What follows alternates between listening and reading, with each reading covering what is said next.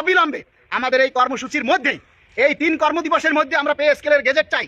অন্যথায় দাবি আদায় ঐক্য পরিষদের থেকে যে কর্মসূচি ঘোষণা করা হয়েছে আগামী 6 ফেব্রুয়ারি কেন্দ্রীয় শহীদ মিনার থেকে সারা বাংলাদেশের সকল সাধারণ কর্মচারী উপস্থিত হয়ে সমবেত হয়ে আমরা সেখানে মহাসমাবেশ করে আমরা যমুনার অভিমুখে ঘেরাও করব। যে যেখানে পারবে সেখানে অবস্থান করে রাস্তায় বসে যাব।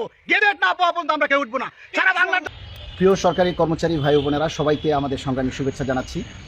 আপনারা জানেন যে সারা বাংলাদেশে দাবি আদায় ঐক্য পরিষদ থেকে যে 3 দিনের কর্মসূচি ঘোষণা করা হয়েছে, 1 ফেব্রুয়ারি থেকে 3 ফেব্রুয়ারি পর্যন্ত সকাল 9টা থেকে 11টা পর্যন্ত অবস্থান কর্মসূচি ও কর্মবিরতি পালন করা হচ্ছে, পালন করার ঘোষণা দিচ্ছে। সারা বাংলাদেশ থেকে সকল কর্মচারীদেরকে আমরা অনুরোধ করব, সকল নেতৃবৃন্দকে, সকল পেশাজীবী সংগঠনকে আমরা অনুরোধ করব, আপনারা দলমত নির্বিশেষে সবাই ঐক্যবদ্ধভাবে যে যে সংগঠনে আছেন সেই সংগঠন থেকে আপনারা একাত্মতা প্রকাশ করে দাবি আদায় ঐক্য পরিষদের সাথে সংহতি প্রকাশ করে আপনারা এই কর্মসূচি পালন করুন।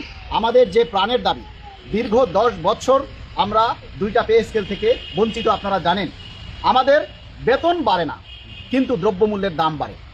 আমাদের 2015 সালে যে চালের কেজি ছিল 25 থেকে 30 টাকা, আজকে আমাদের সেই চাল কিনতে হয় 70 থেকে 80 টাকায়।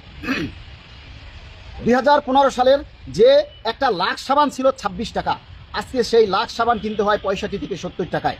তাহলে এভাবে যে প্রতিটি পণ্য 1 দশক আগের মূল্য আর 1 দশকের পরের মূল্য, এটা কি এক থাকে? আপনারা বলেন।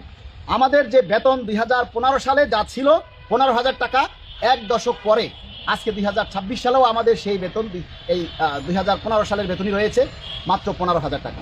আপনারা বলেন 2015,000 টাকা দিয়ে আজকে যদি আমরা বাজারে যাই, সারা মাসের বাজার করতে আনুষঙ্গিক দ্রব্যাদি সব মিলিয়ে আমাদের প্রায় 40,000 টাকার উপরে আমাদের বাজার লাগবে। তাহলে আমরা 15,000 টাকা দিয়ে 40,000 টাকার বাজার কিভাবে করব? এই বাড়তি আয়টা আমরা কোথায় পাবো? 15,000 টাকার বেশি যে লাগবে, দামটা যে বৃদ্ধি পেয়েছে, সেই বৃদ্ধি টাকাটা আমরা কোথায় পাবো? তাহলে আমাদের বাধ্য হয়ে দুর্নীতিতে জড়াতে হবে, বাধ্য হয়ে আমাদেরকে যে কোনো অপকর্মে করাতে হবে, যে কোনো অবৈধ পথে আমাদের